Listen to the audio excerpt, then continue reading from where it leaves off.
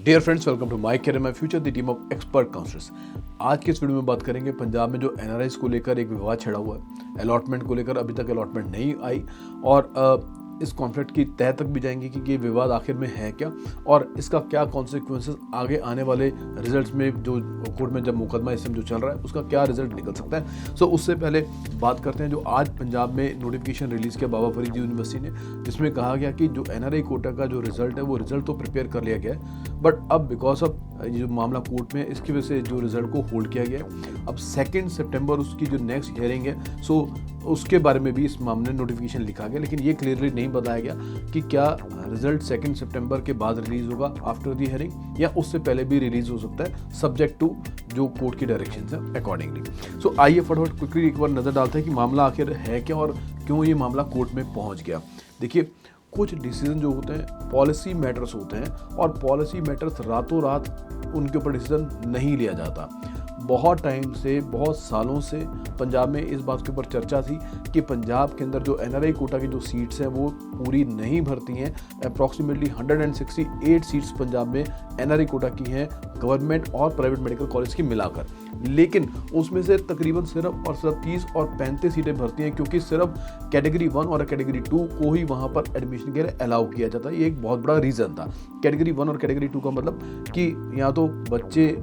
या पेरेंट्स जो पंजाब के हों और एनआरआई हों वही वहाँ पर एलिजिबल थे कैटेगरी 1 में, या दूसरी स्टेट के स्टूडेंट्स एनआरआई हों या पेरेंट्स एनआरआई हों वो एलिजिबल थे। सो यही 2 कैटेगरी को एलिजिबल होने की वजह से यहाँ पर बहुत बड़ी संख्या में जो सीट्स है वो खाली जाती थी, जिसको लेकर बार बार ये डिमांड आती थी, बार बार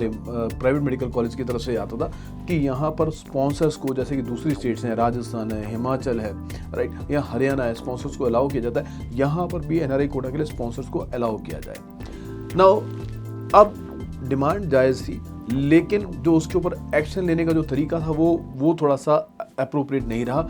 ये अगर डिसीजन लेना चाहिए था तो सरकार को डिसीजन इंक्लूड करने का डिसीजन जब प्रोस्पेक्टस रिलीज हुआ था तो उस टाइम इस डिसीजन को लिया जाना चाहिए था। अब ये डिसीजन तो लिया, लेकिन इतना बड़ा पॉलिसी डिसीजन बहुत जल्दबाजी में और बहुत ही इमैच्योर तरीके से लिया गया। वो भी कब? जब काउंसलिंग चल रही थी, बच्चे अप्लाई कर चुके थे एनआरआई के लिए, डॉक्यूमेंट्स वेरिफिकेशन बच्चों के हो चुके थे, 20 August was the last date. और जब इन्होंने देखा कि हर साल की तरह पंजाब में इस बार भी एप्लीकेशंस कम हैं एनआरआई की, तो रातों रात एक नोटिफिकेशन निकाला गया कि हम जो स्पॉन्सर्स को अलाउ कर रहे हैं। और स्पॉन्सर्स को अलाउ करने का नोटिफिकेशन ही नहीं निकला, एक डेट भी एक्सटेंड कर दी गई कि जो भी स्पॉन्सर कैटेगरी में अप्लाई करना चाहता है वो आकर अगले दिन 21 अगस्त को अपने डॉक्यूमेंट्स और अपनी फीस जो है वहाँ पर जमा कराएं। ये बहुत ही एक इमेच्योर तरीका था जिस तरीके को अपनाया गया। सो देखिए, पहली बात तो जो इसको इस टाइम इंक्लूड करना ये तरीका सही नहीं था।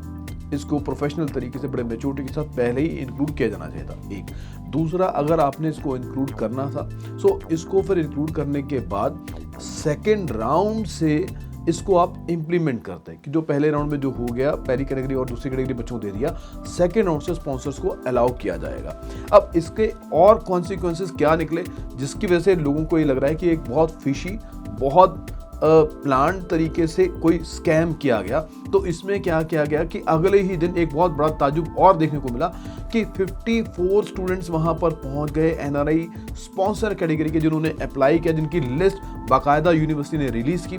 और सबसे बड़ी बात इसमें यह कि 54 के अंदर सिर्फ 10 स्टूडेंट्स थे जिनके डॉक्यूमेंट कंप्लीट थे, बाकी रिमेनिंग 44 स्टूडेंट्स तो ऐसे थे जिनके डॉक्यूमेंट्स भी कंप्लीट नहीं थे, उनको भी जगह दे दी गई subject to deposit of submission of the documents by 30 August, जो कि ये टोटली कंप्लीटली बायस्ड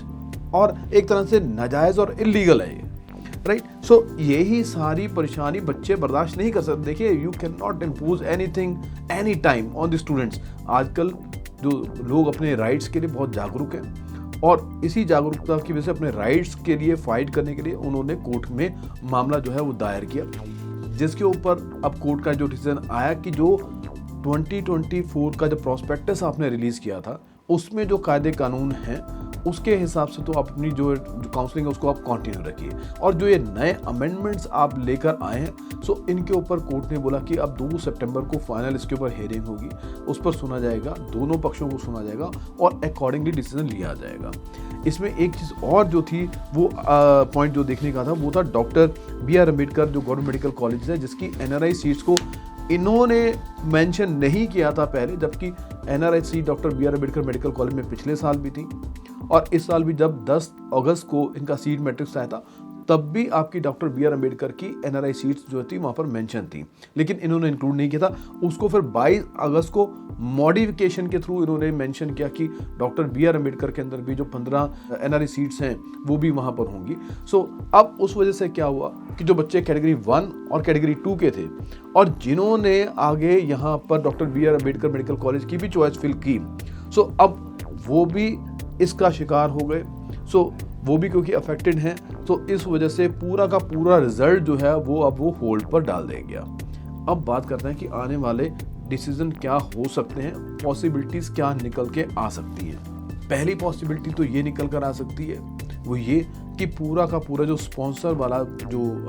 उन्होंने स्कीम स्टार्ट किया वो जो है वो डिसकंटिन्यू हो जाए। हालांकि इसके चांसेस का जो ग्राउंड है वो लीगल तौर पे, मैं लीगल एंगल से बात कर रहा हूँ, लीगल एंगल से अगर हम बात करें तो इसके चांसेस स्क्रैप होने के चांसेस कम है। दूसरा पॉइंट कि जो बच्चों को इन्होंने पहले राउंड में डेट एक्सटेंड करके इनकम्प्लीट डॉक्यूमेंट होने के बावजूद जगह दे दी, क्योंकि ऐसे में क्या है कि बहुत, अगर आप देखेंगे इस लिस्ट को बहुत बारीकली अगर आप देखेंगे, सो 44 में से 27 स्टूडेंट्स ऐसे हैं जिनका स्कोर 300 से बहुत कम है, जिसको कहीं पर एडमिशन नहीं मिलता नजर आ रहा और subject to submission of admission उनको भी जगह मिली हुई है। अगर ये बच्चों को पहले राउंड में ही सीट मिल जाती है तो ये उन लोगों के साथ बड़ा अन्याय, बड़ा अनजस्टिस होगा जिनके स्कोर इन बच्चों से बहुत ज़्यादा हैं लेकिन उनके डॉक्यूमेंट्स कंप्लीट नहीं थे और वो इसलिए पहले राउंड में उन्होंने पार्टिसिपेट नहीं किया। सो ऐसे में हो सकता है कि जो ये रिजल्ट है, जो मेरिट लिस्ट जो स्पॉन्सर्स की आई है, इसको इस बार स्क्रैप कर दिया जाए और अगले राउंड में फेयर तरीके से सबको मौका दिया जाए। सो ये अब तीसरा पॉइंट है doctor BR Ambedkar medical college की जो 15 सीट है, ये एक more it's like a clerical error, क्योंकि ये पिछले सालों में जब भी आप देखेंगे कि आपको doctor BR Ambedkar medical college की जो सीट्स हैं NRI कोटा में आपको नज़र आएंगी। सो ये कोई नया इंक्लूजन या नया मॉडिफिकेशन नहीं है। सो ये कॉन्सिक्वेंसेस और ये परिणाम आने वाले दिनों में आप रिजल्ट को NRI रिजल्ट्स में आप देख सकते हैं, लेकिन तब तक जब तक ये फैसला नहीं आता NRI का रिजल्ट जो है वो उम्मीद है वो होल्ड पर ही रहेगा। सो आगे इस केस को हम फॉलो करते रहेंगे और भी केस के ऊपर जो भी प्रोसीडिंग चलेंगी उसकी सारी आगे फर्दर वो कहाँ पर जाएंगी, कहाँ लीड कर रही हैं, उसके ऊपर भी अपने कमेंट्स जो हैं आपको देते रहेंगे from legal aspects. So thank you very much for watching this video, stay connected.